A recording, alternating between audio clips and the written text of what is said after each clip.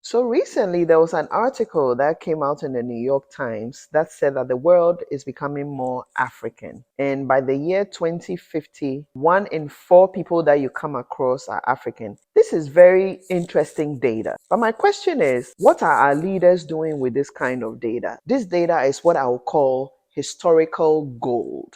In 2050, we would have the youngest vibrant population. And if you understand history and you understand how countries have been built and you understand the benefits of this, you understand why this information is very, very important.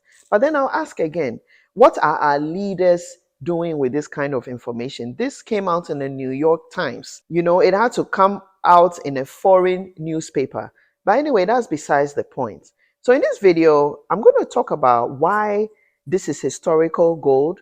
I'm going to talk about why we need to take advantage of this and start a strategy. I'm talking about a 30-year plan, 10-year increments for the continent of Africa. We need to gather now. We need to do something now. I don't know how we're going to do it, but what I can do and what I can offer is to make noise and talk. That's what I know how to do. I don't have the money, I don't have the power, I don't have the influence, but I know that if I put this on YouTube, somebody can find it, somebody can send it to somebody, or something can come out. So I'm taking my time to come and talk and make noise. That's what I know how to do. In fact, when I was in primary school, I always got my name written because I was the talkative in the class. So I'm in my job, I'm in my right position, right? I want to talk about why we should take opportunity of this data and look into it deeper.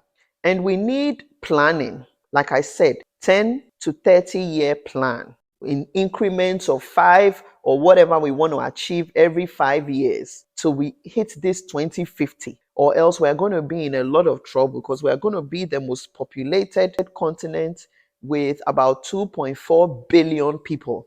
Now imagine the market, right? Imagine a market of 2.4 billion people in a place where there's development. Just imagine, this is what, 3 times America. But you see, the world is afraid of this because they know that if Africa unite, our leaders start putting the countries first, the world knows that Africa will be a superpower and they will be in trouble. So they do whatever they need to do to stop us from progressing. But the children of Africa are awake now. We are aware now. And for us to get out of the mess that we are in, the population needs to grow in this awareness. So what this data means and what it can do for us, one, there's what they call demographic dividend. This only means that the working age population will be more than the dependent population, which are the children and the elderly. So this is a chance for economic growth because we have the labor force in the youth. The second point is that there's an increased workforce. So imagine industrialization, we would have the labor force, we'll have the workers, which will boost industries and will boost businesses. So we have a young workforce, which will be a different story for Europe and Americas because their median age is way higher than Africa. The third thing will be innovation and entrepreneurship. There's something about the spirit of a young man or a young woman that you can't buy, right? And because they are young and they are vibrant, there's going to be a lot of innovation and entrepreneurship. So the question is, with all this coming up, what are our leaders doing with this information? There'll also be a greater consumer base. Like I said, the population will be young, it will be vibrant, and there will be a lot. So just imagine if you are selling goods and you are selling from African country to African country and there's intra-trade. It's been made easy, like the way Europe has been made easy, where you can drive through European countries without borders. Just imagine selling a product in Togo or Lome and being able to sell and ship to Rwanda or Malawi, right? There's a lot of good news that's coming out of the continent. Thank you, New York Times, for bringing this up. There'll be education, skill development. There'll also be a healthier population. I'm very, very excited about the future of Africa, but there's a lot of work that we have to do. And a young population will continue to bring social and cultural vibrancy to their economies. This information is very important, but the question is, what are our leaders doing with this information? They seem so greedy, they seem so wicked.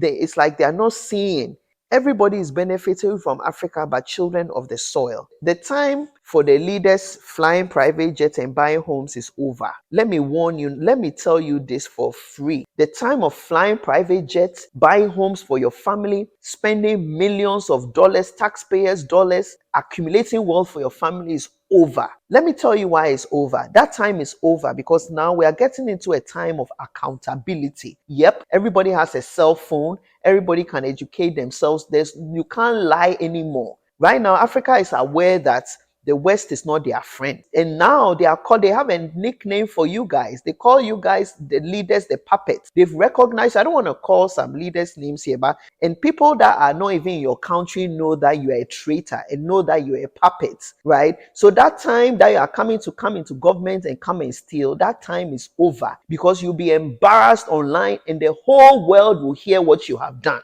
So if you are coming into power, and you've got the opportunity to come into power, you better come correct. The time for coming to steal, for coming to accumulate wealth is no longer, because you have people like me that are going to make noise. You have people, and you need to stop the stealing, because we know the people that are coming in come with their hearts for the country, come with their hearts for the people, because this is bigger than you. You are stealing from my children. You are stealing from my great-grandchildren. And not just me, you are stealing from the people of African descent's children and great-grandchildren. So no more stealing. It's time for us to empower our youth, and it's time for us to genuinely be concerned about the upcoming generation. This is the Afritude movement, where we bring things in the dark to light, where we give people a sense of pride of being of African descent.